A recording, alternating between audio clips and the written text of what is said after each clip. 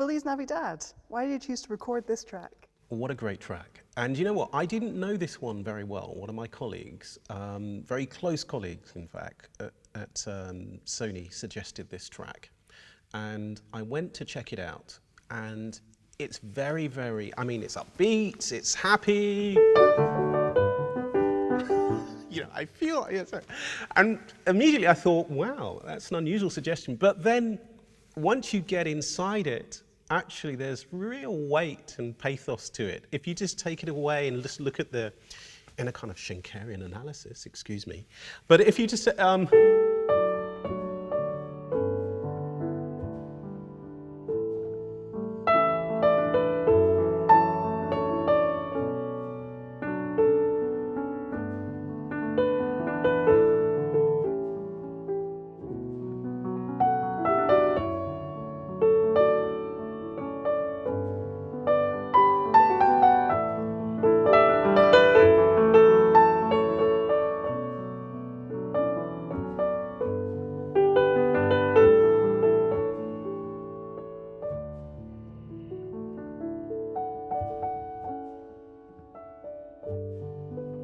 et cetera, et cetera. So there are kind of hidden depths and dimensions to that track, which lends itself so beautifully to this instrument. And that's what I sought to explore with this. And it was another improvised, the track was largely improvised, kind of trying to get inside the music and discover, you know, different perspectives.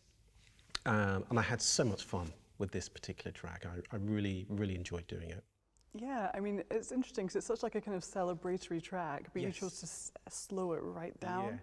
Yes, yeah. Was that to kind of like delve into the music a bit more, like you were saying? It was, very much so. And also just, I guess, to make it work within the EP. Not to say that we couldn't have the happy, clappy moments, but I just wanted it to be more reflective, slightly more introspective, and also just to reach inside. It still has warmth, I think, even though it's slower. I don't think it's sad. I just think it's reflective, and I think there was definitely room for that on the EP. So I'm really pleased that my colleague suggested it. I'm not going to say who it was. Nice. The other thing I noticed was you kept in a lot of the kind of like trumpet parts and a lot of the orchestral arrangements that there were in the original. Yeah. How fun was that to arrange? Well, it was a kind of improvised. So when I listen to music, I will listen to it and I'll sort of see this. I have perfect pitch, so I'll see the score in front of me, and then I'll kind of think, okay, that's interesting, double bass, and then I'll play the various sections which I think need to be picked out, or not picked out, or reinforced, or doubled, or puts more. I think I put more 4/3 suspensions in there. Sorry to get all muso in there, but there was kind of really interesting musical devices that lent itself to that particular piece of music. So again, with that track, there might have been about maybe 20 different versions, all improvised from on the original tapes, and then we go through and we listen in the control room and we pick out and we say we like that one, or we like that one. I think with that one, and I'll let the listeners into a little secret here, I think it might have been a combination of two. So the first half of one and the second half of another, we thought, you know what, we really love that ending, we really love that start. I might be wrong, I might not be, but it was something that we wanted to drive towards, that moment of warmth, that moment of reflective quality, and we're really pleased we did, because I think it works really well. Hope others do too. Nice. In the track, there's kind of like the main theme, and the main theme in the original song is kind of quite repetitive. I mean, it's fantastic, but yeah. And there's this middle 8 part in your recording. Yeah. That is really quite reflective. Yes. Now, that's interesting, because I think you might be talking.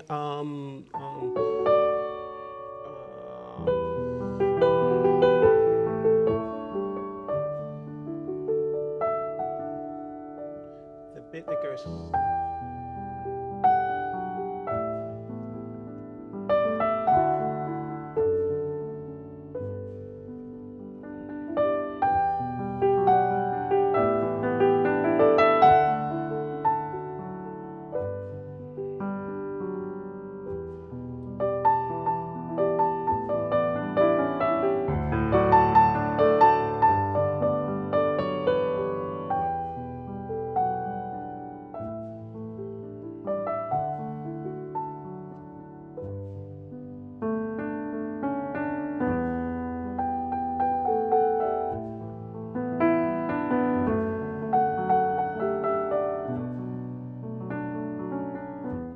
that kind of thing.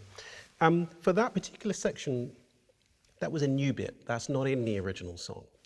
But I felt like if the composer were writing that for the piano, he might have done that because I just felt that it needed it at that moment.